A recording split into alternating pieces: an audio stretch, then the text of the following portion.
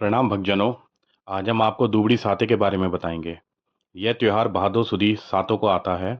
इस दिन ठंडी रोटी खाते हैं। एक पट्टे पर दुबड़ी सात बनाकर जल दूध रोली चावल फूल मोई भीगा मोठ बाजरे से पूछकर दक्षिणा चढ़ाते हैं। कहानी सुनकर मोठ बाजरा रुपया रखकर बायना निकालकर सास के पैर छूकर दे दो।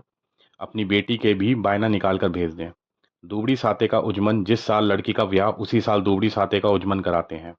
जैसा ऊपर लिखा है यह सब कुछ वैसा ही करते हैं। एक थाली में भीगा हुआ मोठ बाजरे की 13 जगह रखकर उसके ऊपर एक साड़ी ब्लाउज रखकर हाथ फेर कर सास के पैर छूकर दे दें। दुबड़ी साते की कहानी। एक साहूकार था। उसके 7 बेटे थे। जब भी यह किसी बेटे का विवाह करता उसी समय उसका वह बेटा मर जाता था। इस प्रकार उसके 6 बेटे मर गए। जब 7वें बेटे का विवाह करने लगा तो मन में डरने लगा। विवाह में सब बहन बेटियों को बुलाया। जब सबसे बड़ी बुआ आने लगी तो रास्ते में कुम्हार के ठहरी। उसने कुम्हार से पूछा कि तुम क्या कर रहे हो। कुम्हार बोला कि एक साहूकार है जिसके 6 बेटे तो मर गए, अब 7वें का विवाह है, वह भी विवाह होते ही मर जाएगा।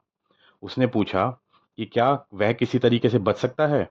कुम्हार बोला कि यदि कोई दूबरी साते की पूजा करे, ठंडा खाए और लड़के की बुआ ब्याह में सारा काम उल्टा करे और गाली देती रहे तो वह बच सकता है। फेरों के समय कच्चे करवे में कच्चा दूध और गरम कढ़ाई लेकर बैठ जाए। आधा फेरा होने के बाद जब उसको सांप डसने आएगा, जब सांप के आगे करवा रख दे। जब सांप दूध पीने लगे तो लकड़ी से सांप के गले में फांसी दे दे।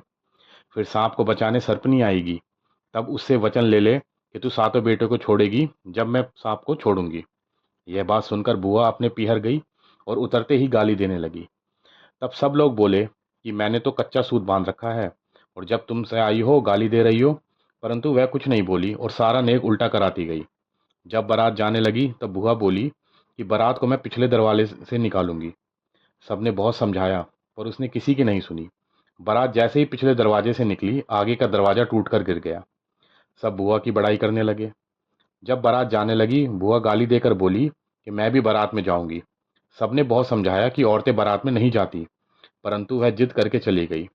रास्ते में एक बहुत बड़ा पेड़ था। जब बारात पेड़ के नीचे उतरने लगी तो बुआ गाली देके बोली कि बारात खाली जगह में ही उतारूंगी।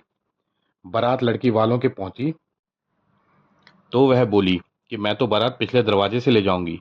जैसे ही बारात पिछले दरवाजे से जाने लगी, आगे का दरवाजा टूटकर गिर गया। जब फेरों पर बैठने लगे तो बुआ बोली मैं भी फेरों पर बैठूंगी। सबने बहुत समझाया लेकिन वह जिद करके कच्चे करवे में दूध फांस लेकर बैठ गई। आधे फेरे होने पर जब सांप डसने आया तब बुआ ने सांप के आगे करवा रख दिया और फांस लगा दी।